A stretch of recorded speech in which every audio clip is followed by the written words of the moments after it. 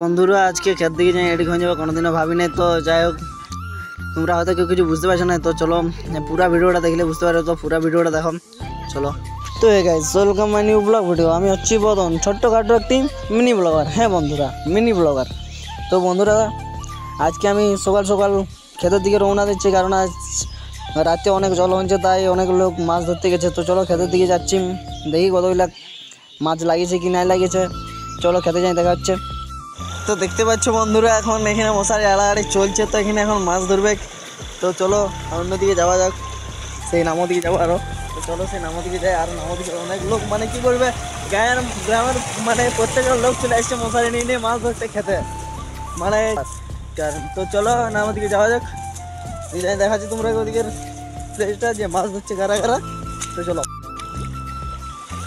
তো দেখতে পাচ্ছ বন্ধুরা, এখন আমি মানে কি বলে ক্ষেতের ভিতর দিয়ে পেরে আছি, ঢুকে গেল পায়ে গেলে দেখতে পাচ্ছ হচপচ হয়ে পেরে আছি। তো পাইলা পুরোপুরি ঢুকে গেছে ক্ষেতের ভিতরে, ঝাঁকা আছে না আর ঝাঁকাই যারে।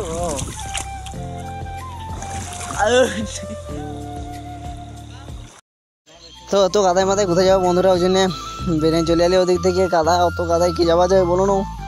তো বেনে চলে এসেছি আমি, এখন ঘরের দিকে যাব। মানে কি বলবে, এত কাদায় যাওয়া যাবে না বন্ধুরা, বিপদ হয়ে যাবে, পা মা ভাঙা যাবে দেখবে।